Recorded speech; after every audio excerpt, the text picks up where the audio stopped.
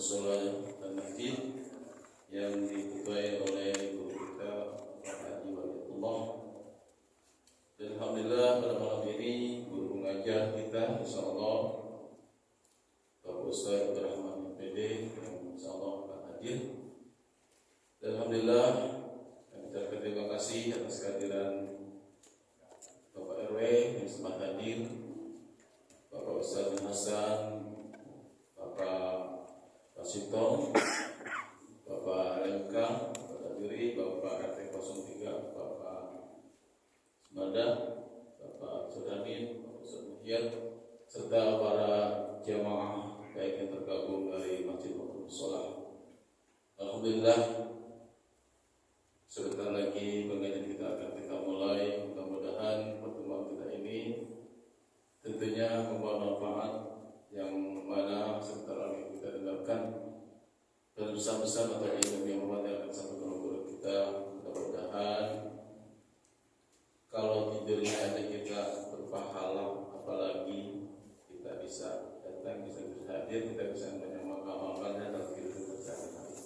Mudah-mudahan hadiran kita ini tentunya manfaat buat kita semua, dan mudah-mudahan kita selalu memohon kepada Allah Subhanahu wa taala senantiasa memperpanjangkan umur kita, sampai badan kita, sehingga dalam pertemuan kajian yang akan datang bisa kita bertemu kembali, tentunya dalam harapan mungkin teman-teman yang belum sempat, yang mungkin berhalangan bisa hadir di lain musola yang akan datang. Untuk melengkapi acara tadi malam ini, seperti biasa, mohon maaf juga Haji Wardi sebagai ketua tadi malam Prabu agak telat sedikit.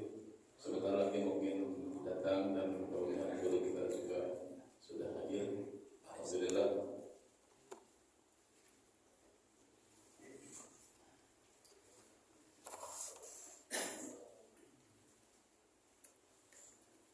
Assalamualaikum warahmatullahi wabarakatuh.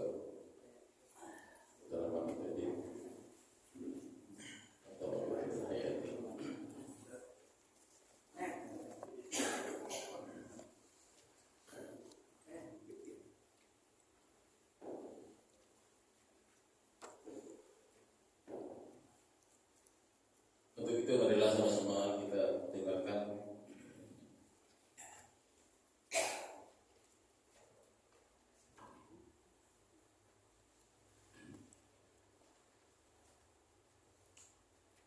Assalamualaikum warahmatullahi wabarakatuh.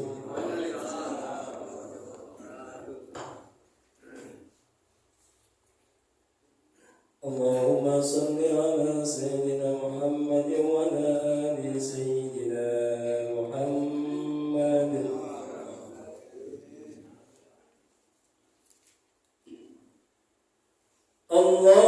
Allahumma salli wa sallim. Allahumma salli wa sallim wa zid wa anim wa anim wa tafaddal wa barik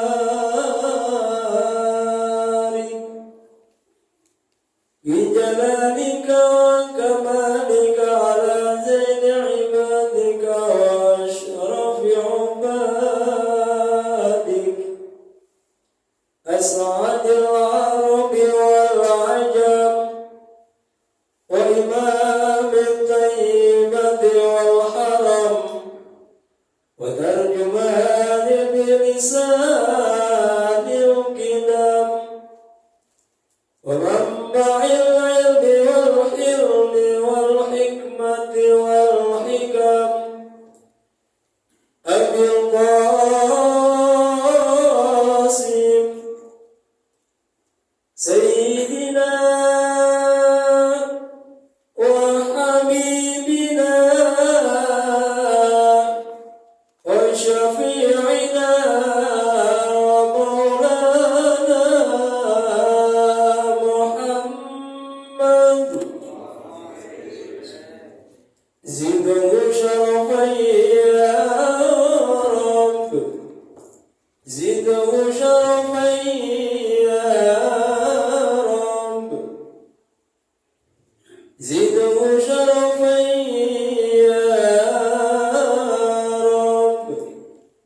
يا رب كرما وتعظيما ورفعة ومحبة وبرا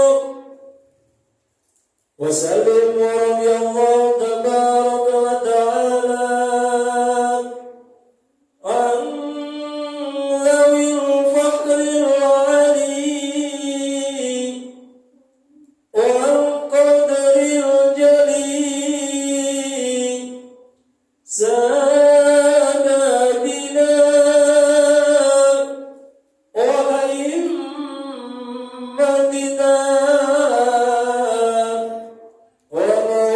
وموالينا أبي بكر وعمر وعثمان وعلي وعن بقية الصحابة وقرابة رسول الله صلى الله عليه وعليهم أجمعين والحمد لله رب العالمين.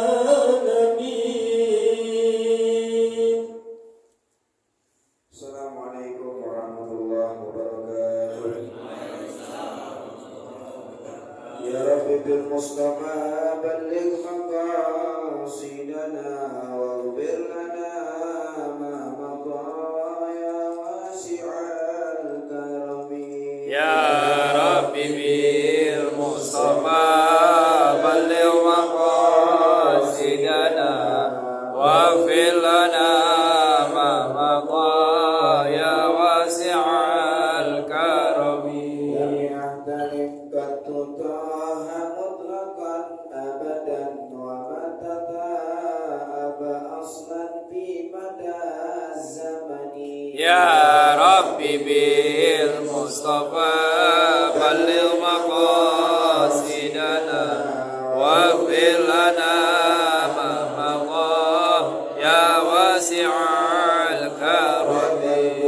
lam yanam wal ainu qad na'asat wa la yara zillahu fi syamsi dhufatani. Ya Rabbi bil Mustafa balligh maqasidana waghfir lana ma madha ya wasi'al karami. Kaifahu qad 'allata qauman idza jalasu 'indal wiladati sim ya dhabi mukhtatani. Ya Rabbi bil Mustafa balligh maqasidana waghfir lana ma madha ya wasi'al karami. Al-qasaisu fahfazha takun aminan min syarri narin wa suraqin wa min mihani. Ya Rabbi bil Mustafa balligh maqasidana waghfir lana ma madha ya wasi'al karami. Salli wa sallim wa barik alaihi wa ala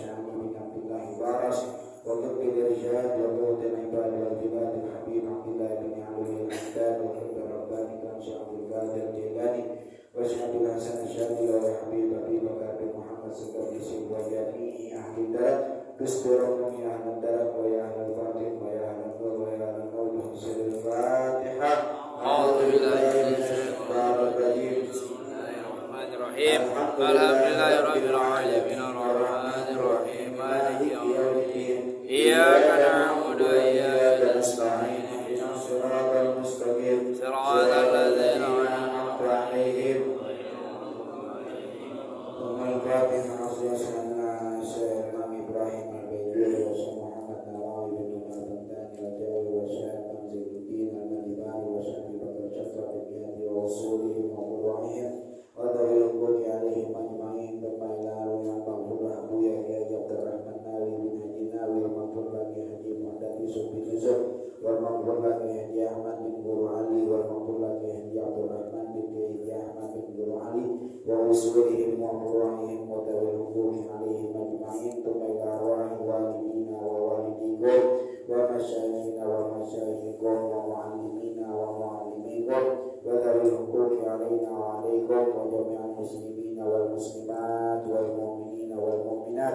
adkhilillahumma 'ala al-jami' fi quburihim ar-rawha wal rayhan wal qismata wal ridwan wal bisyarata wal aman bi jiwarika fi rafi'il jinan innaka karimun mannan wa ila hadratin nabi Muhammadin sallallahu alaihi wasallam bi sirril Fatihah. أعوذ بالله من الشيطان الرجيم بسم الله الرحمن الرحيم الحمد لله رب العالمين الرحمن الرحيم مالك يوم الدين إياك نعبد وإياك نستعين اهدنا الصراط المستقيم صراط الذين أنعمت عليهم غير المغضوب عليهم ولا الضالين آمين.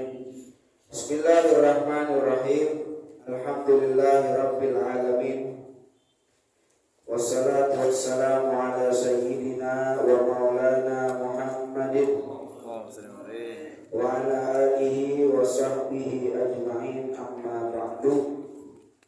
Fakana al-imam al-muallif rahimahullah ta'ala wa adama naf'alihi wa bibarakati ulumihi wa bidhumid daraini amin. Qala radhiyallahu anhu. Baca yang bawahnya dulu, saudara. Berpikir dulu. Ntar kalau udah masuk ke tauhid, awal-awal udah buyar lewat semuanya. Ya, ngaji tauhid yang atas tauhid, yang bawah pikir. Yang bawah di bawah garis dulu tuh kita baca. Ya. Bismillahirrahmanirrahim. Wasadisuha fardul wudu yang keenam. Kemarin kita udah bahas 5 fardul wudu, yaitu yang pertama nih niat, yang kedua membasuh wajah, yang ketiga membasuh kedua tangan sampai siku, yang keempat mengusap sebagian kepala atau rambut, yang kelima membasuh kedua kaki sampai mata kaki. Nah ini fardul wudu yang terakhir, yang keenam. Jadi sebagai orang Islam biar ngerti, biar tahu fardul wudu itu ada berapa? 6. Ada 6. Artinya fardu wajib. Berarti yang wajib dalam wudu cuma 6. Artinya umpama orang ngelakuin 6 perkara ini di dalam berwudu, maka sudah sah wudunya. Tuh, ya. Kumur-kumur wajib apa sunnah? Nah, kalau ada orang wudu nggak kumur-kumur, sah apa nggak wudunya? Nah, gitu. Yang 6 ini yang fardu, gitu. Yang wajib. Artinya satu hilang, maka tidak sah wudunya. Kalau nggak sah wudu, dia pakai sholatnya sah apa kagak? Nah, gitu. Nah ini yang terakhir, saudara. Wasadisuha yang keenam. Apa fardul wudu yang keenam? Tartibun, ya ini tertib. Tertib itu kama dzukira, sebagaimana yang telah disebutkan.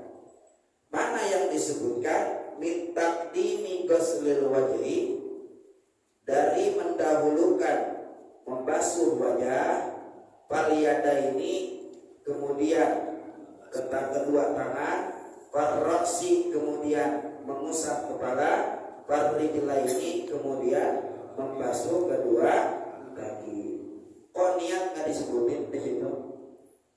Cuman ada basuh wajah, ngusap kepala, basuh tangan, ngusap kepala, basuh kaki. Sebab niat mah dibarengin sama basuh muka. Ya, bareng dia. Niat itu bareng sama basuh muka. Nah, tertib itu pengertiannya tidak mendahulukan satu anggota wudu pada anggota wudu yang lainnya. Disebutinnya dalam Al-Quran kan basuh wajah dulu, kemudian membasuh tangan, kemudian mengusap kepala, kemudian membasuh kaki. Maka kudu urut wudunya. Jangan begini nih. Pertama wudu basuh ke tangan dulu, habis basuh tangan basuh kaki, ngusap kepala baru muka. Nah ini kasar. Karena nggak ada tertib di situ. Maksudnya tertib itu urutan. Tangan dulu, muka dulu, baru tangan. Habis itu kepala, habis itu kaki. Ini tertib, mana dalilnya? Orang kan kadang-kadang begitu, baru ngaji aja nanyain dalil mulu. Ya, ngaji ngaji baru sekali, ngaji baru 2 kali, udah nanya dalilnya mana itu Ustaz? Tertib. Bahkan di dalam Al-Quran gak disebutin tertib, niat juga gak ada. Faksilu wujuhakum wa aydiyakum ilal marafiqi wamsahu bi ru'usikum wa arjulakum. Kan gak ada niat di situ, gak ada tertib di situ, gitu ya. Niat dalilnya di hadis. Kata Nabi innamal a'malu binniyat. Tuh dalilnya niat tuh di situ. Ya kan dalil kita kan bukan cuma Quran doang, saudara, yaitu hadis. Lah tertib dalilnya mana? Apa di hadis ada? Oh nih, lanjutin. Lil ittiba, sebab mengikuti Nabi. Karena Nabi Muhammad SAW di dalam berwudu itu tertib antara rukun-rukunnya. Jadi Nabi itu tertib, wajah dulu, tabur tangan, baru kepala, baru kaki. Di samping ikut Nabi, karena memang ada hadis yang menunjukkan tertib. Mana itu hadis? Hadis ini nggak ada kaitannya sebetulnya, saudara. Nggak ada kaitannya dengan wudu. Ini hadis bicara tentang sa'i, sofa, dan marwah. Coba lempengan ini didengerin, diperhatikan. Coba melenceng dikit, orang paham kan? Ini saat Nabi Muhammad haji wada, ada sahabat bertanya, ya Rasulullah, anak pada bersofa awil marwah. Saat sa'i itu sahabat nanya, apa kita mulai dari sofa, apa dari marwah? Jawaban Nabi begini, saudara. Ibda'u bima bada'allahu bih. Itu jawaban Nabi. Mulailah oleh kalian dengan apa yang Allah mulai. Maksudnya Allah dalam Al-Quran berfirman, inna sofa wal marwata min sya'airillah. Yang Allah sebut pertama sofa dulu apa marwah dulu? Sofa. Maka kata Nabi, mulai dengan yang Allah mulai. Karena Allah nyebutin sofa dulu baru marwah, maka mulai sa'i dari sofa ke marwah, jangan dari marwah ke sofa. Ada orang kata begini, itu kan bicaranya tentang sa'i, ini kan lagi bahas wudu, kok nyambungnya ke sono? Ibda'u bima pada Allah bih. Perhatikan, ini namanya al-ibratu bi umumil lafzi la bi khususis sabab. Yang dijadikan anggapan di situ, patokan di situ adalah keumuman lafaz hadis, bukan khusus sebab hadis tersebut. Memang secara khusus hadis itu bicara tentang hadis lagi sahih, tapi dilihatnya bukan kekhususan itu. Yang dilihat adalah keumuman lafaz Nabi dari ibda'u bima bada'allahu bi. Mulai dengan Allah yang pertama mulai. Allah pertama kali sebutkan wajah dulu apa tangan dulu? Wajah, maka mulai pakai wajah. Maksudnya gimana sih Ustaz? Masih agak paham ini, agak awal-awal kan? Gitu. Saya boleh cerita ya? Cerita boleh kan nih? Boleh ya. Bapak itu boleh ya? Boleh. Nanti lama tuh mana? Boleh mau tinggi ya? Oh, boleh ya. Nah, perhatikan. Dulu ada sahabat Nabi, saudara, yang bernama Rabi'ah bin Ka'ab. Ini Rabi'ah, pelayannya Rasulullah. Dia ini gak punya tempat tinggal. Kalau tidur di emperan masjid Nabi, ahli sumpah dia. Bahkan pernah satu malam beliau tidur itu di depan rumahnya Nabi, di pintunya Nabi. Rumah Nabi itu ada pintu, depan tidur situ. Buat apa? Kalau Nabi buka pintu dia bangun. Sebab dia ngelayani Nabi. Dari wudunya Nabi dia ngambilin air, segala hajat Nabi dia pokoknya ngelayanin tuh. Rabi'ah bin Ka'ab. Sampai-sampai beliau itu menikah telat karena sibuk melayani Rasulullah SAW. Sampai Nabi suruh kawin kagak mau. Udah ente kawin, Robi'ah. Emang ente kata kesepian, kagak punya pendamping istri. Apa kata Robi'ah? Anak khawatir kalau anak nikah punya istri malah sibuk sama istri, jadi nggak sibuk melayani engkau ya Rasulullah. Pengennya sama Nabi mulu berdua, ape-ape nikah aja telat. Nah kadang-kadang di santri-santri pondok pesantren Salam itu kebanyakan telat nikahnya ya karena ngabdi sama kiainya. Tuh ada begitu modelannya. Keluar pondok umur 35 belum kawin gitu. Ada gitu, ada. Banyak begitu saudara. Ini Robi'ah bin Ka'ab begitu. Sampai satu malam saat Rasulullah bangun tidur, kemudian Rasul hendak pergi ke masjid, buka pintu ada Robi'ah di depan.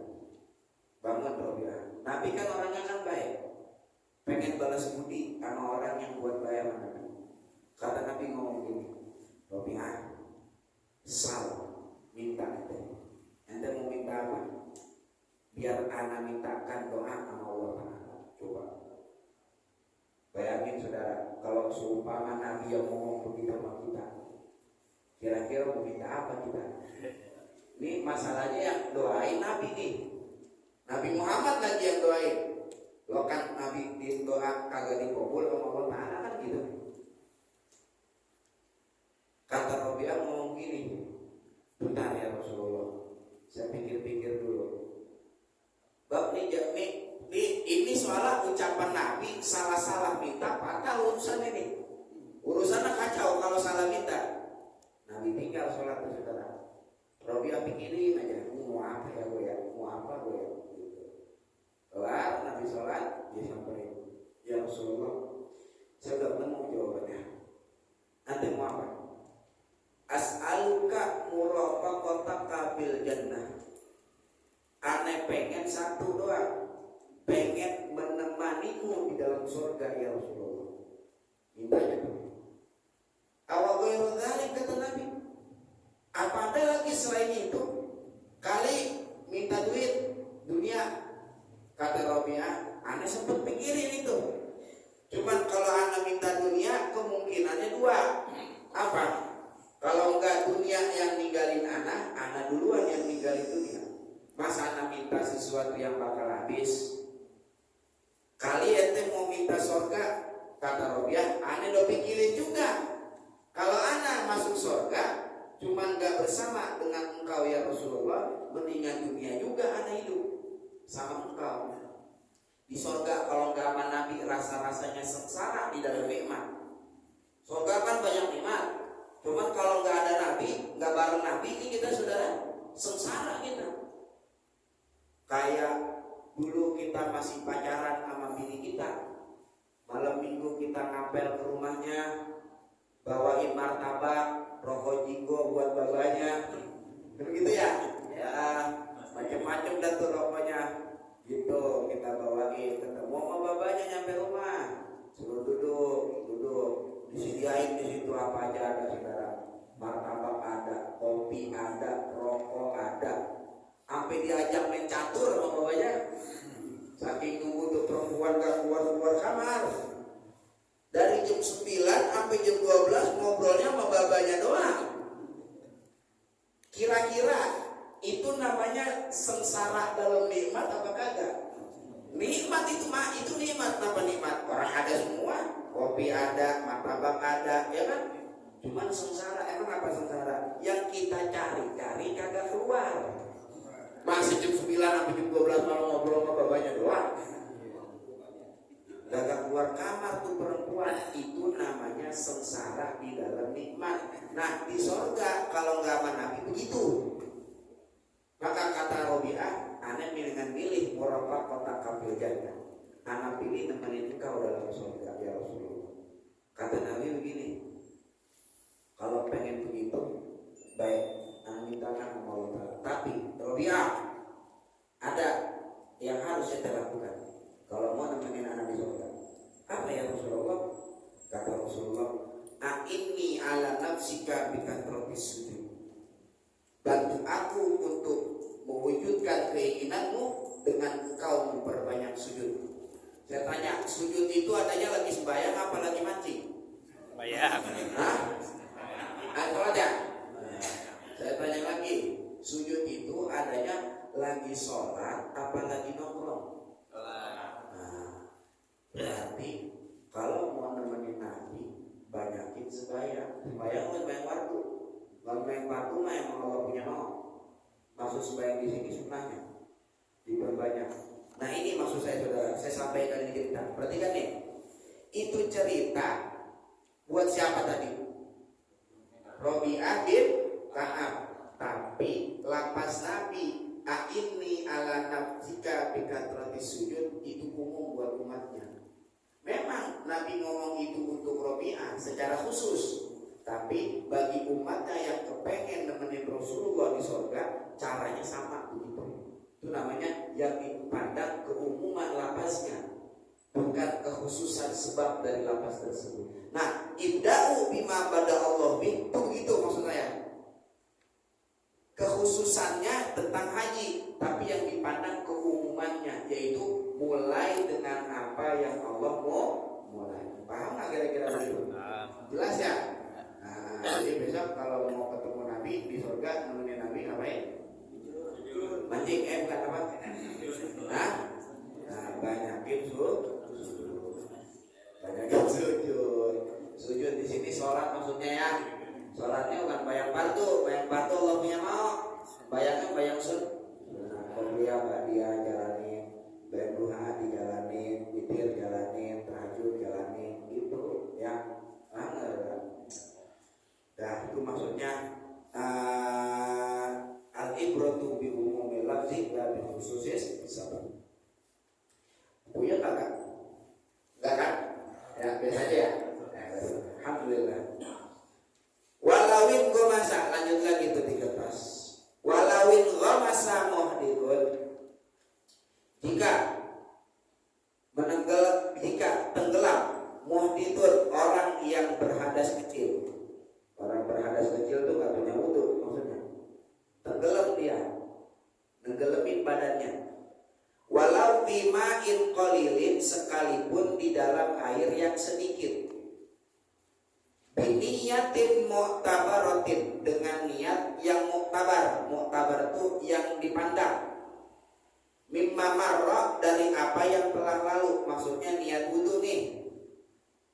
Dia tenggelamin badannya dengan niat yang udah dijelasin di bab niat dalam wudu. Gimana niatnya? Nawaitu fardal wudu lillahi, atau nawaitul wudu li raf'il hadatsil asghar lillahi ta'ala. Tuh gitu niatnya. Ajza'ahu anil wudu'i, maka mencukupi akan ia dari wudu. Maksudnya ajza'ahu anil wudu nih, wudunya sah. Walau lam yakut fil inkimasi dzab zamanan yumkinu fihi tartibu, sekalipun dia tidak diam di dalam tenggelamnya zamanan, beberapa masa waktu, yumkinu fihi tartibu, yang mungkin di dalamnya tertib urut maksudnya. Tertib ini maksudnya saudara nih, ini cabang masalah dari tertib yang tadi. Perhatikan. Tadi kan katanya fardul wudu yang keenam apa? Tertib urut ya. Habis muka, habis tangan, kepala. Nah, kata musonib ini, ada orang gak punya wudu, cuman wudunya caranya nenggelemin badannya semuanya. Kayak orang berenang, tenggelam. Dia tenggelamin sambil niat wudu. Tuh. Walaupun dia tidak diam sekedar waktu, orang kerjain tertib, muka, tangan, kepala, kaki, kira-kira berapa detik kalau kerjain itu semuanya? 10 ada gak? Ada ya? 15 detik kali ada ya? Muka, tangan, kepala, kaki ada 15 detik. Dia tenggelam kagak ada waktu 15 detik, itu sah wudunya. Jadi tenggelam doang kagak usah pakai tertib. Nah ini pengecualian tertib tidak ada di dalam wudu. Orang berenang nih saudara, contohnya pas berenang, nawaitu fardhal wudu lillahi ta'ala, naik lagi jadi nggak usah pakai tertib, nggak usah. Ini pengecualian. Dan begini nih, pas tenggelam di dalam air begini, Kalau itu baru begini, ngapain? Orang udah ada ilmunya, kata ulama, gak apa-apa di situ mah, gak apa-apa. Ini pengecualian tartib yang gak ada dalam berwudu. Jadi saat itu dia punya fardu wudu cuma 5. Niat, wajah, tangan, kepala sama kaki. Tertib ada tertib sebetulnya, cuma secara maknawi tertibnya, maknawi gak urut begitu. Paham gak? Syaratnya nih saudara, kalau mau begini syaratnya, niatnya itu saat nenggelamin semua tubuhnya. Pas nenggelamin badan, udah habis nih, pala nih udah tenggelam, baru niat. Aku niat fardu wudu karena Allah Ta'ala. Nah itu baru jadi. Gak sah kalau umpama palanya belum nyelam, pala masih di atas, ini udah menyelam. Nah aku niat fardu wudu karena Allah, ini gak sah, belum tenggelam semuanya. Jadi syaratnya ini sah niat wudunya kalau semua tubuhnya, badannya udah tenggelam, hatta palanya tenggelamin dulu, baru tenang. Paham nggak kira-kira? Kawas, perhatikan saudara. Di sini ada kata laut. Mana tadi? Perhatikan tuh ininya. Ada lau gak? Walau lam yangkut tadi tuh. Ada lau ya? Sekalipun tuh ada ya? Walau lam yangkut ada kan? Nah, lau itu kalau istilah fikih menunjukkan ada khilaf di situ. Kalau kita baca kitab fikih saudara, ada launya lau lil ghayah, tapi bukan lau syartiyah, bukan lau syarat, bukan lau yang artinya jika, lau yang artinya meskipun. Kalau ada lau ghayah, maka di situ ada khilaf. Khilaf antara siapa? Antara ulama tentunya. Bagaimana khilafnya? Begini, awas seperti itu. Kata Imam Nawawi, orang kalau tenggelamin badannya ke dalam air, kemudian dia niat sekalipun gak tertib di dalam air langsung naik, sah wudunya. Tapi kata Imam Rafi'i, oh gak sah. Syaratnya dia harus diam sekedar waktu orang ngerjain wudu tertib. Jadi pas nyelam, aku niat fardhu wudu karena Allah Ta'ala, gak boleh langsung naik. Kata Imam Rafi'i, bagaimana? Diam dulu di air, sekedar waktu orang bisa wudu tertib. Berarti berapa detik? 15. Berarti diam dulu, nyelam 15 detik. Diam begitu, baru naik ke atas. Kata siapa tadi? Imam Rafi'i. Beda pendapat. Menang yang mana? Menang Imam Nawawi saudara. Kata Imam Nawawi, gak perlu pakai nyelam sekedar waktu tertib. Sekedar dia udah niat langsung naik pun jadi udah wudunya. Ya, ini pendapat yang paling kuat di dalam fikih saudara. Ya, cuman jangan kita kesampingkan pendapatnya Imam Rafi'i. Begini-gini juga beliau ulama saudara. Ya, yang kalau ada orang tanya, beliau itu langsung pasti menjawab pertanyaan tersebut. Langsung dijawab Imam Rafi'i mah. Kalau ditanya, pernah ada satu murid bertanya kepada Imam Rafi'i, tapi pertanyaan tersebut sulit dijawab. Kata Imam Rafi'i, sebentar, ditengok ke belah kanan, tengok sebelah kiri, tengok ke depan, tengok lagi ke belakang. Saat tengok, tengadahkan wajahnya ke atas, baru dijawab. Kata muridnya, biasanya guru kalau habis ditanya langsung jawab, ini kok pakai noleh kanan, noleh kiri, depan, belakang, atas. Kata gurunya Imam Rafi'i ngomong gini, saat engkau bertanya, anak gak temukan jawaban di situ. Anak tengok ke kanan, anak baca seluruh kitab yang ada di kanan dunia, anak gak ketemu jawabannya. Anak tengok ke kiri, anak baca semua kitab yang ada di barat dunia, gak ketemu jawabannya. Anak tengok ke depan, gak ada juga. Tengok ke belakang, gak ada juga. Saat saya tengokkan wajah saya ke atas, saya temukan pertanyaan ente, jawabannya ada di Lauhul Mahfuz. Ada di mana? Di Lauhul Mahfuz. Ulama. Ya, cuma nengok begini doang, Lauhul Mahfuz kelihatan. Itu kebaca sama dia. Ya, saudara. Nah, kita jangan coba-coba begitu. Ya, gaya kelilipan gitu. Bentar, anda tengok kanan dulu. Nggak usah lagi baca kitab, jangan dengar. Kalau mau otak jawaban di sini, biar gaya aja depan orang. Gitu. Jangan. Ya, paham ya, Imam Rafi'i luar biasa.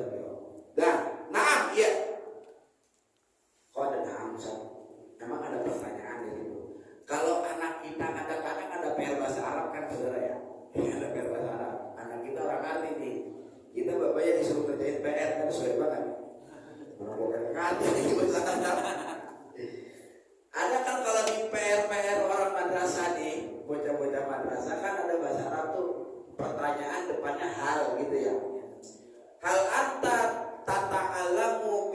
sah? Apakah engkau belajar di sekolah? Jawabannya, na'am. Iya, aku belajar di sekolah. Lah, ini kok ada kata na'am? Pertanyaannya mana? Emang ada pertanyaan dari tadi? Kan kalimat pernyataan semua, gak ada pertanyaan. Oh, gini. Na'am di dalam fikih artinya bukan iya, tapi artinya tetapi. Bukan iya, artinya apa? Tetapi. Ya tahtaliful ibarat biikhtilafil i'tibarat wal makna wahid. Ya. Beda-beda istilah yang dipakai oleh ulama. Beda-beda. Enggak sama, beda. Cuman maknanya tapi seperti itu. Nah, di sini artinya bukan iya ya. Ntar arti iya lagi. Artinya apa? Akan tetapi. Naam, akan tetapi gitu. Apa? Lawita salah biniyatihi. Jika seorang berwudu dengan cara iktisal, apa iktisal itu? Ngucurin air, nggak tenggelamin badannya tadi tuh. Beda. Ini iktisal kayak kita biasa umum nih wudunya. Biniyatihi dengan niat wudu. Fayustaratu bihi at-tartibu haqiqatan. Maka disyaratkan di dalam itu wudu iktisal tertib secara hakikat. Tertib hakikat itu maksudnya benar-benar terrealisasikan tertibnya. Maka kalau kita wudu nggak dengan cara tenggelam kayak cara kita biasa normal tuh, itu mah mesti tertib. Muka dulu, baru tangan, baru kepala, baru kaki. Maka kesimpulannya saudara, perhatikan. Tertib itu ada dua. Ada tertib hakiki, ada tertib maknawi. Tertib hakiki itu kayak wudu biasa normal. Muka dulu, tangan, kaki, kepala, baru kaki. Yang kedua, tertib maknawi. Secara makna dia udah tertib. Mana contohnya? Cuma satu. Yang tadi tuh, orang nenggelamin badannya ke dalam air, dia niat wudu langsung naik, nggak usah pakai tertib. Gitu. Paham nggak kira-kira? Jadi ada dua pengertian tertib. Ada tertib hakiki, ada tertib maknawi. Jelas ya sampai sini ya? Dan titik sampai situ. Ada pertanyaan tentang fikih masalah tertib? Jadi barangkali ya.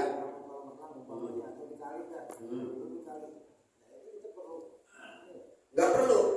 Jadi saat kita nyebur ke dalam air, kepala kita udah tenggelam, langsung aja niat dalam hati, aku niat matul wudu karena Allah Ta'ala, langsung ke atas. Gak perlu di dalam air begini, gak perlu. Atau begini, mukanya diginiin, tangannya digini-giniin, gak perlu.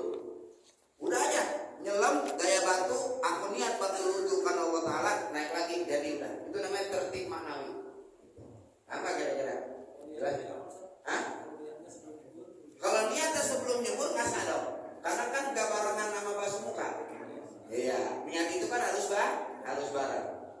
Lagi dipilah nih umpama kita sama keluarga family gathering, ya gaya family gathering. Pilah, pas berenang, kebetulan masuk waktu johor, aku malas banget ntar pakai wudu lagi, gua kalian aja dah emang lagi basah begini, nyelemin. Nawa itu fardhul wudu lillahi ta'ala, naik, jadi udah ada wudu dia. Ntar tinggal bilasan. Cuman lagi bilas jangan melakukan perkara yang membatalkan wudu. Nyentuh kemaluannya, itu wudu lagi ntar. Paham ya? Udah, ditinggal bilasin, badan keringin, langsung sembahyang. Nah, ada wudu. Ya Pak. Kalau untuk tayamum itu maksudnya maknawi apa hakiki? Tayamum. Kalau untuk tayamum kalau misalnya nggak ada air, nggak ada apa, berarti kan tayamum pakai abu. Itu maksudnya hakiki apa? Oh, kalau itu hakiki, kalau tayamum. Iya, muka dulu baru tangan. Nggak ada kaki, nggak ada kepala kan? Kalau tayamum, cuma dua doang anggota tayamum. Gitu. Kalau nyebur gimana nyebur kita?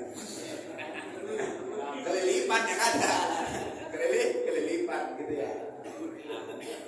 Kalau ada ya. Udah cukup ya. Ada lagi? Ya. Terus hujan.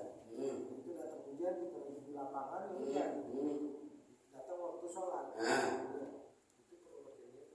Oh wajib niat. Kalau niat mah wajib. Masalahnya pertanyaannya tertib apa kagak di situ. Nah, kalau di hujan nggak bisa tertib, saudara. Yang tertib itu kalau semua tubuhnya udah kena air. Kalau hujan kan ada aja yang kena, nggak dalam waktu yang bersamaan kenanya kan. Nah, kalau dalam hujan mesti tertibnya hakiki. Muka dulu, baru niat, baru tangan, baru kepala, baru kaki. Jelas ya? Jadi pas lagi hujan, banjir. Kebetulan di banjir. Udah gitu. Ya, umpamain mah contoh. Pakar ya. Pakar matu lagi. Ya, gimana? Ini masalah tayamum. Oh, itu ya tayamum. Kalau kita lagi sakit, misalkan nggak bisa turun ya. Itu niat aja belum bisa. Niat doang. Karena ya nggak pakai ini, pakai apa namanya debu gitu.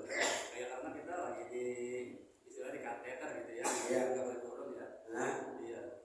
Tapi kita mau sholat, cuma kita tayamum gitu. tayamum itu kan harus pakai debu. Kalau pakai debu gitu karena nggak ada kan di rumah sakit nggak ada. Kalau air nggak bisa pakai debu, nggak ada juga, maka namanya faqidut tahurain dia. Orang yang luput dua alat bersuci, yakni air dan debu. Maka saat masuk waktu sholat, tetap dia wajib sholat. Sholat ini dalam fikih namanya sholat lihurmatil wakti, buat hormatin waktu doang. Aneh, tapi kan gak wudhu, gak tayamum. Ya gak apa-apa, sholat aja.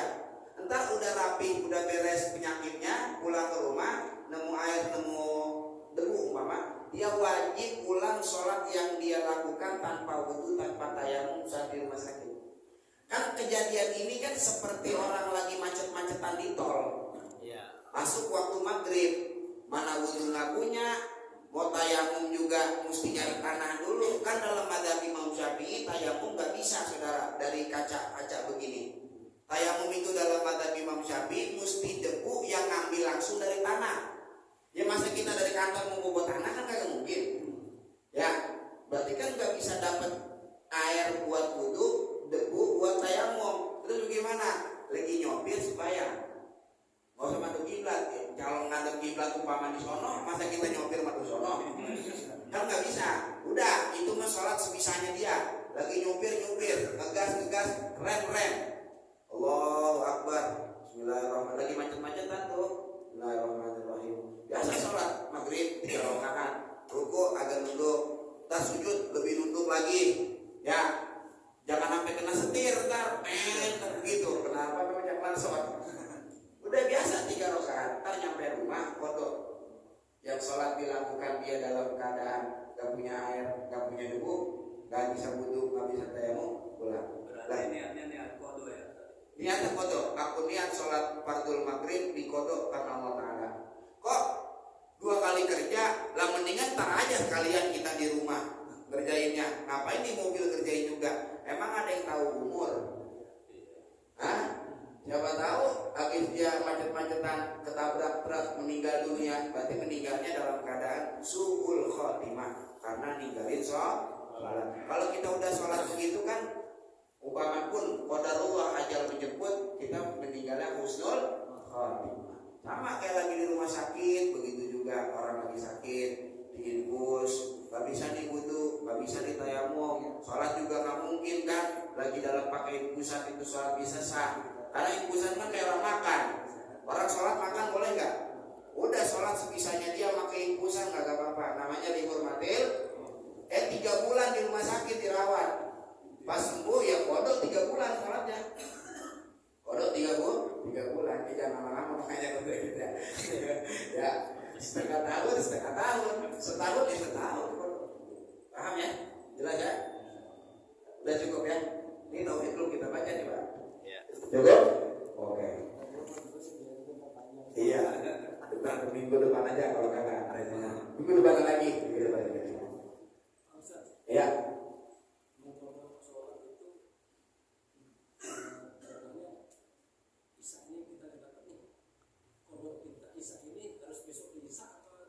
Oh, kalau supaya kodok mah dikerjain di kapan waktu mah boleh. Bahkan habis sholat subuh kita kerjain kodok isya semalam juga bisa, apa-apa. Kalau kodok mah nggak ada waktunya, kapanpun kita kerjain boleh. Kita nggak sholat maghrib, umpama ketiduran hari ini, ntar kita kodoknya maghrib besok. Nggak begitu juga nggak ngerjainnya kodok lagi ngerjain kodoknya saat waktu isya juga boleh. Gitu. Kalau kodok mau meninggal dunia bagaimana? Ya, nah, makanya kalau gitu mah jangan ditunda-tunda gitu ya, segera gitu. Kalau yang ninggalin sholatnya ada udzur kayak tidur, umpama ada udzur namanya.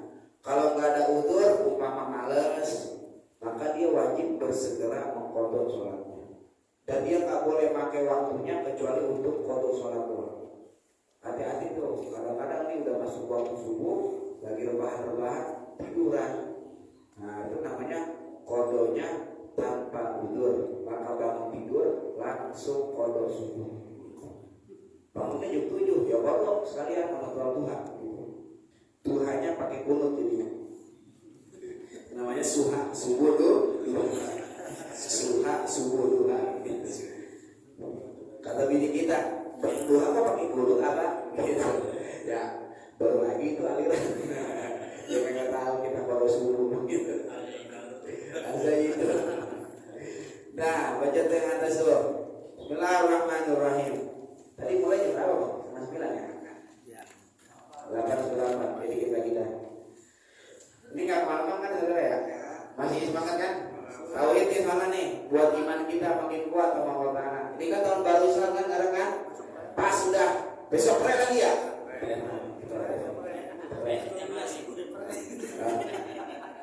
Di awal tahun ini kita buka dengan belajar tauhid sama fikih. Itu kan gimana gak bagus ya.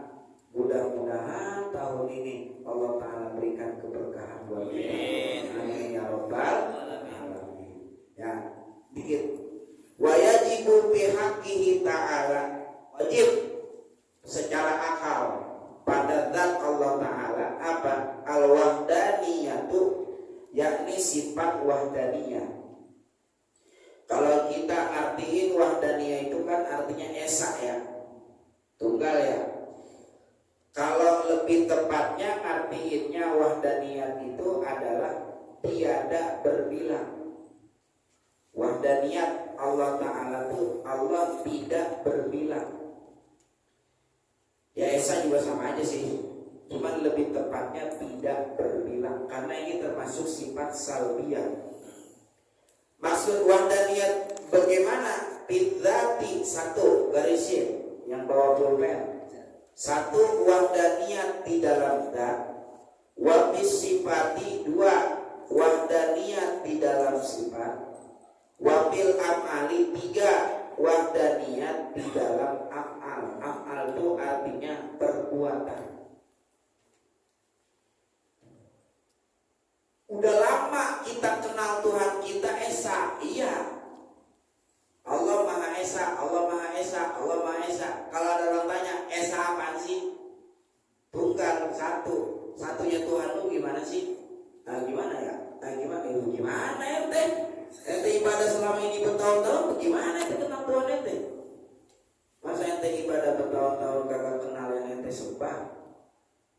Esanya Allah tuh bagaimana? Wahdaniyatnya Allah tuh bagaimana? Nah ini di dalam tauhid diajarin. Makanya ini penting saudara. Ya mohon jangan meleng dikit ya. Ngantuk dipaksa-paksain dah gitu. Ya ganjel tuh mata. Kalau kagak pakai air, kan ada bambunya air kan tuh, dikit-dikit mata begitu biar segar begitu, saudara. Wahdaniyat itu ada 3. Ada wahdaniyat bidzat, ada wahdaniyat bisifat, ada wahdaniyat bil ma'na. Wahdaniyat di dalam zat, wahdaniyat di dalam sifat, wahdaniyat di dalam af'al. Af'al itu maksudnya perbuatan. Apa pengertian wahdaniyat pada zat? Terusin. Wa ma'nal wahdaniyati bidzati. Adapun makna wahdaniyat di dalam zat apa? Annaha, bahwasanya zat Allah Ta'ala itu laisat murakkabatan min ajza'in muta'addidatin, tidak tersusun dari anggota-anggota yang berbilang. Pengertian wahdaniyat pada zat Allah Ta'ala adalah bahwa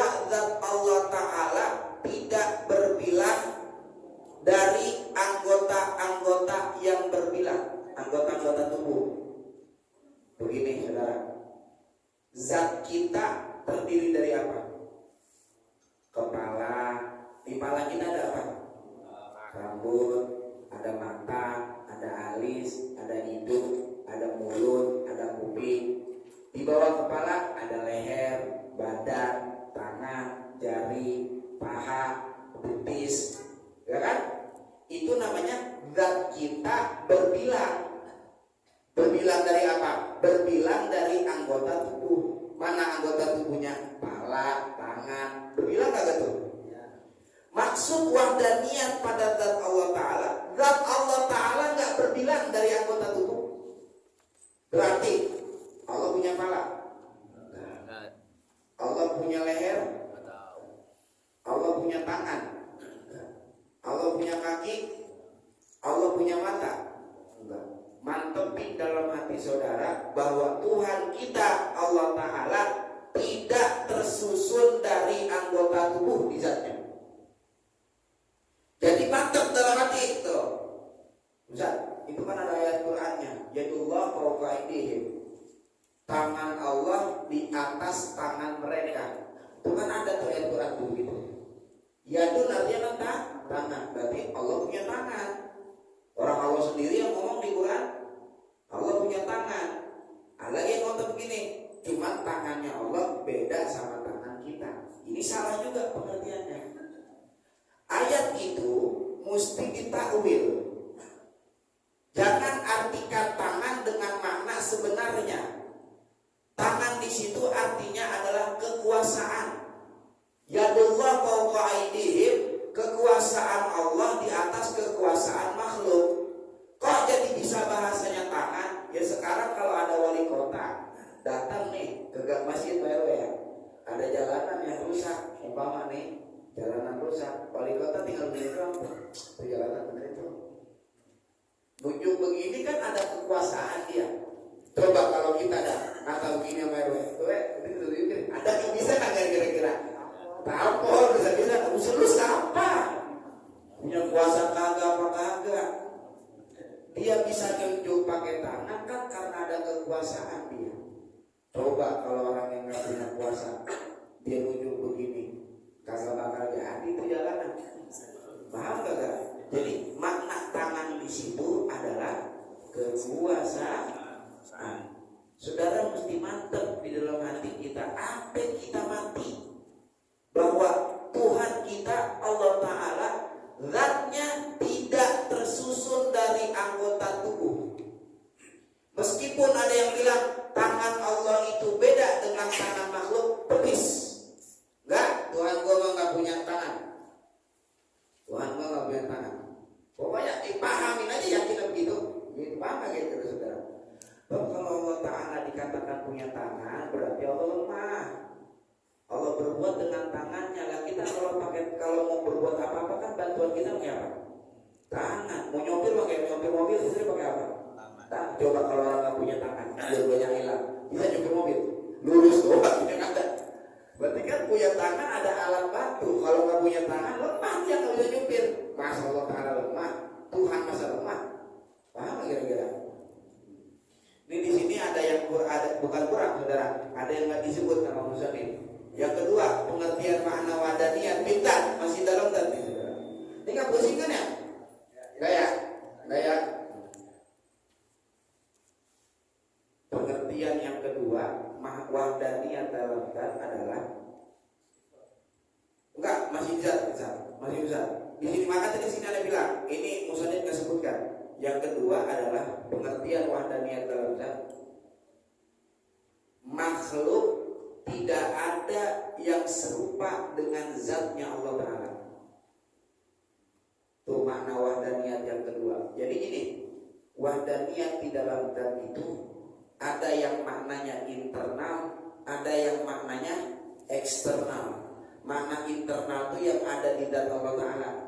Dan Allah tidak tersusun dari anggota tubuh. Makna eksternal, makhluk tidak ada yang menyerupai zatnya Allah Ta'ala. Tidak ada makhluk yang bisa serupa dengan zat Allah Ta'ala.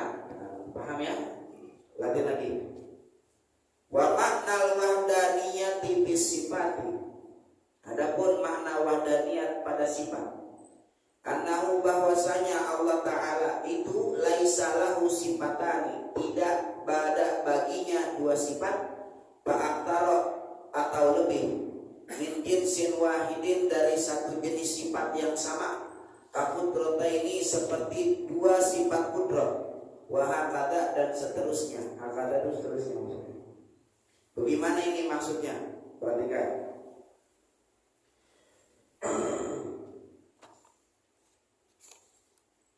Yang bikin alam semesta ini siapa? Berarti Allah punya sifat kudrat, yaitu mampu. Yang bikin manusia siapa? Allah. Berarti Allah Ta'ala juga punya sifat kudrat. Kudrat di sini artinya apa tadi? Mampu. Pertanyaan, perhatikan. Apakah sifat mampunya Allah menciptakan langit dan bumi itu sama atau beda dengan sifat kudratnya Allah menciptakan manusia? Jawabannya adalah sama, nggak beda. Mampunya Allah dalam menciptakan langit dan bumi itu sama kayak mampunya Allah menciptakan manusia. Sifatnya itu juga satu. Kalau kita kan enggak, saudara. Kita kan punya sifat kan bisa dua kemampuan kita. Kayak gini, saudara. Orang bisa naik motor berarti kan punya ilmu tentang mengendarai motor. Tapi saat dia nyupir mobil, apakah ilmu motor yang dia kepake saat nyupir mobil? Enggak. Berarti kan dia kudu punya dua ilmu. Yang sejenis itu sifat, yaitu sifat ilmu. Paham gak kira-kira begini? Jelas gak? Nah, Allah Ta'ala itu gak begitu. Sifat kudratnya Allah ya satu, mampunya Allah ya semua. Sifat ilmunya Allah ya satu. Mengetahuinya Allah Ta'ala akan makhluk sama dengan mengetahuinya Allah Ta'ala akan alam semesta. Itu juga sifatnya. Kalau kita kan beda tadi ya. Ilmu kita dalam mengendarai motor berbeda dengan ilmu kita dalam mengendarai mobil. Berarti kita punya berapa ilmu? Kalau Allah enggak begitu. Sifat Allah dan sejenis satu udah. Ilmunya Allah satu udah begitu doang. Paham ya? Itu ya namanya internal ya, yang berkaitan dengan Allah Ta'ala. Lanjut dikit lagi. Walaisa li ghairihi sifatun tusyabihu sifatahu ta'ala. Dan tidak ada bagi selain Allah Ta'ala yang memiliki sifat yang menyerupai sifatnya Allah Ta'ala. Ini eksternal berarti. Makhluk tidak ada yang punya sifat seperti sifatnya Allah Ta'ala. Allah Ta'ala mampu. Berarti makhluk tidak mampu. Itu Allah Ta'ala maha mengetahui. Iya. Maka makhluk berarti tidak mengetahui. Mampu itu minal ilmi ila gharila. Gak diberikan ilmu Allah Ta'ala melainkan cuma sedikit. Pokoknya manusia gak punya sifat kayak sifatnya Allah Ta'ala. Allah Ta'ala sombong pantas kagak? Pantas dengan Tuhan. Kita belum ada juga jadi Tuhan. Kita sifat sombong kagak pantas. Ngapain nyomong-nyomongin? Kagak pantas. Iseng-iseng lagi ngerampas sifatnya Allah Ta'ala. Berarti saudara, jangan. Gak ada satupun makhluk yang bisa menyerupai sifatnya Allah Ta'ala. Gak ada. Ya. Nah, terus wa makna wahdaniyati fil af'al. Adapun makna wahdaniyat di dalam af'al, annahu bahwa Allah Ta'ala bahwasanya laisa li ghairihi, tidak ada bagi selain Allah fi'lun, pekerjaan, minal af'ali, dari pekerjaan. Ini cuma satu. Makhluk enggak punya pegawaian. Yang punya pegawaian hanya Allah Ta'ala. Sejatinya perbuatan makhluk adalah perbuatan Allah Ta'ala pula. Makhluk enggak bisa berbuat, saudara, karena semuanya itu perbuatan Allah Ta'ala yang tentukan, Allah yang takdirkan. Kita bisa datang ke ini majlis bukan lantaran usaha kita, karena emang Allah Ta'ala udah kehendaki, Allah yang bikin kita jalan. Itu perbuatan Allah Ta'ala namanya. Tapi kalau di dalam internalnya Allah Ta'ala, nggak mustahil perbuatan Allah berbilang, enggak. Di satu daerah Allah turunin hujan, di satu daerah Allah turunin gempa bumi, di satu daerah Allah Ta'ala turunin gunung meletus. Itu kan perbuatan banyak gak? Banyak, tapi itu gak mustahil buat Allah Ta'ala. Makanya lihat dalam af'al itu cuma satu doang, sifat yang eksternal tadi. Makhluk gak punya perbuatan, Allah yang berbuat. Tapi Allah Ta'ala dalam zatnya bisa memperbuat lebih daripada satu perbuatan. Jelas ya kan? Ini pernah haji nih ya? Barang haji, berapa orang yang haji? Banyak kan? Banyak. Ya ada yang Allah Ta'ala kasih paham ilmu, ada yang kagak. Itu namanya perbuatan Allah Ta'ala. Dalam satu waktu yang bersamaan Allah punya dua perbuatan. Ada yang paham, ada yang kagak, begitu. Ada yang pahamnya di sini ngangguk-ngangguk, keluar majlis udah lupa lagi, begitu. Seringnya begitu ya. Apalagi yang naik motor, kena gerajukan dikit, ilmu udah lupa lagi aja, gitu. Bini nyampe rumah nanya, ngaji apa bang tadi Abdul Rahman? Tahu ya, gue lupa ngaji apa tadi. Lu gimana mau ngaji itu? Kagak itu lupa tadi gimana? Cuma lupa aja. Ya, lupa aja. Ada yang begitu. Ada yang di sini paham ngangguk-ngangguk, nyampe rumah tanya bini, diajarin bini mananya. Oh, perbuatan Allah banyak berarti. Kalau itu maka mustahil. Yang mustahil itu makhluk punya perbuatan kayak perbuatan itu mustahil. Bukan makhluk yang punya perbuatan, saudara. Allah Ta'ala yang berbuat. Makanya kita gak usah bisa sombong. Kita bisa ngaji, kita bisa sembahyang. Apa yang mau kita sombongin? Emang Allah yang bikin perbuatan kita. Lu kaya banget, udah bayang tahajud 100 rakaat aja, paginya nongkrong di warung nasi uduk. Ngantuk pura-pura uang. Ngantuk amat sih lu? Iya bayang balangnya habis tahajud gue 100 rakaat. Ya kaya banget. Baru 100 rakaat. Mau tidak gue hitam tuh. Rumah kalian. Emang apa bisa hitam? Gundu gue taruh gue di bawah. Ya pantas itu baru hitam dirinya. Ngapain kita sombong saudara? Emang perbuatan kita Allah Ta'ala yang punya, Allah yang ciptain. Tuhan yang kasih. Nah ini ntar 2 minggu lagi saya ngajar ini masih tentang wahdaniyah. Ntar kita bicarakan tentang akar atau efeknya makhluk di dalam berbuat. Apakah makhluk itu sendiri atau dari Allah Ta'ala? Kayak begini, kita kalau lagi sakit berobat, ya pas berobat dikasih obat sama dokter, kita minum itu penyakit kita hilang. Kata kita dalam hati, obat manjur banget ini, obat manjur banget, gue sekali minum langsung hilang punya gua, sakit gigi gue langsung hilang. Berarti kita meyakini obat tersebut yang menyembuhkan. Bagaimana hukum akidah seperti itu? Sedangkan ini kita pelajari bahwa yang berbuat di alam semesta ini hanya satu, dia siapa? Allah. Ada yang kadang-kadang gitu ya. Kita begini juga. Api kalau kena kita jadi panas, berarti api bikin efek panas pada diri kita. Kalau kita yakin dari apinya tersebut, bagaimana hukumnya tuh? Ntar 2 minggu lagi kita bahas di sini. Ya, jangan bolos, sebab ini yang sering kita alami, saudara. Biasanya begini-gini lagi pada sakit, riak ke dokter, ke Dewi umpama itu, aduh banget ke dokter, nggak percuma gua mahal-mahal kasih dia obatnya manjur banget. Awas hati-hati, ente kenal Tuhan, kenal. Wahdaniyat Allah kenal. Ente tahu siapa yang berbuat menyembuhkan di situ? Apa obat, apa Allah Ta'ala? Itu hukumnya bagaimana? 2 minggu lagi kita ketemu. Kalau dibahas sekarang juga, bukan kemalaman, keluar musola Arafah pada ditanduk semua dah. Sanggup. Ya. Wallahu a'lam bishawab. Ala bidzikrillah tatmainnul qulub.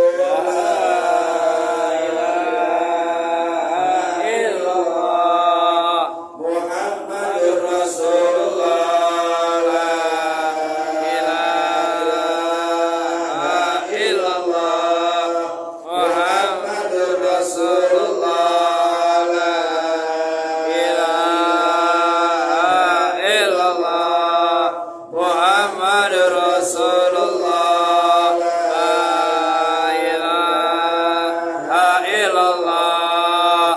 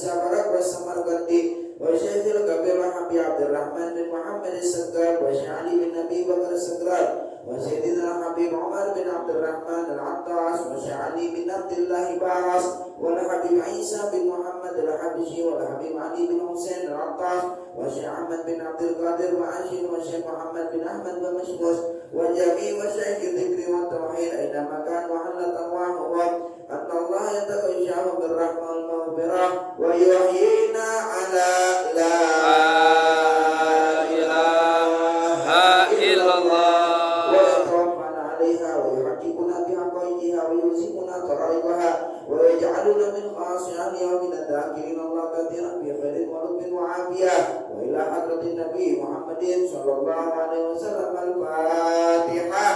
A'udzu billahi minasy syaithanir rajim. Bismillahirrahmanirrahim. Rabbil alamin arrahmanir rahim maliki yaumiddin iyyaka na'budu wa iyyaka nasta'in ihdinas siratal mustaqim siratal ladzina an'amta 'alaihim ghairil maghdubi 'alaihim waladdallin amin. Ya rabbana tarhamna bi annana tarhamna wa innana ashrafna wa ala tasrafna fadhur alaina taubat tafsir kulla haba wa asrana awrati wa amirati wa bir walidina rabbi wa mauludina wa fil walidani wa sairil khilani wa kulli dhi mahabba au jirati as-sohba wal muslimina ajma amin ya rabbi asma fadlan wa juda minna la bi hisabi minna bil mustafa rasuli nuhra bi kulli suri sallallahu wa sallam rabbi alaihi rajabbi wa alihi wa sahbihi idadat as-sisbi walhamdulillahi wa tanahi.